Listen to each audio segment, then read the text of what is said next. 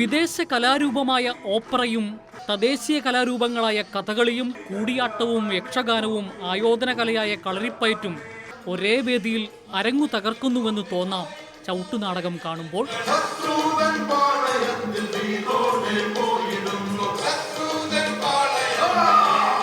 കേരളത്തിലെ ലത്തീൻ ക്രൈസ്തവർക്കിടയിൽ രൂപപ്പെട്ട കലാരൂപമായ ചവിട്ടുനാടകം കേരളത്തിലെമ്പാടും വ്യാപിക്കാൻ ഇടയാക്കിയത് സംസ്ഥാന സ്കൂൾ കലോത്സവത്തിലേക്കുള്ള അതിൻ്റെ വരവോടെയാണ്. ഇന്ന് കേരളത്തിലെ സ്കൂൾ യുവജനോത്സവത്തിലൂടെ ബഹുമാനായ MA ബേബി സാറ് ആദ്യം ഇതിൻ്റെ തുടക്കം കുറിച്ചു. അത് പിന്നീട് യുവജനോത്സവത്തിൽ വന്നു. കഴിഞ്ഞ 10 വർഷവും യുവജനോത്സവ വേദികളിൽ ചവിട്ടുനാടകം വന്നതോട് കേരളത്തിൻ്റെ മേഖലകളിൽ ഇതറിയപ്പെടാൻ തുടങ്ങി. പിന്നെ സാംസ്കാരിക വകുപ്പ് വേണ്ട രീതിയിൽ പ്രോത്സാഹനം നൽകുന്നതുകൊണ്ടും കുറച്ചും കൂടി ഇത് ഗുണം ചെയ്യുന്നുണ്ട്. ചടുലമായ ചുവടുകളോടെ മത്സരാർത്ഥികൾ തകർത്താടുമ്പോൾ കാഴ്ചക്കാരുടെ ആവേശവും വാനോളമുയരും.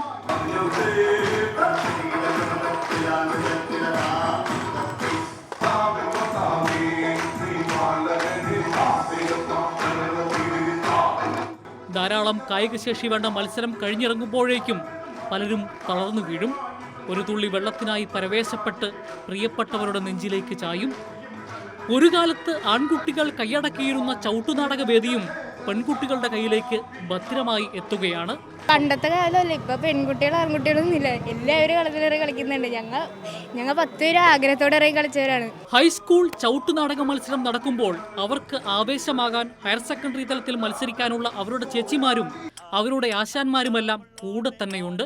ആദി അന്താമുള്ളോനെ ആനന്ദ കടവുള്ളോനെ അന്താമുള്ളോനെ ആനന്ദ കടവുള്ളോനെ ആനന്ദ കടവുള്ളോനെ ആദി പരാപരനെ ആനന്ദ കടവുള്ളോനെ ആദി. ഒരു കാലത്ത് ആൺകുട്ടികൾ കൈയടക്കി വെച്ചിരുന്ന ചവിട്ടുനാടകം ഇപ്പോൾ പെൺകുട്ടികൾ കൈയടക്കിയിരിക്കുകയാണ്. ക്യാമറമാൻ അഖിൽ ഷായ്ക്കൊപ്പം ജോസി സെബാസ്റ്റ്യൻ, കൈരളി ന്യൂസ്.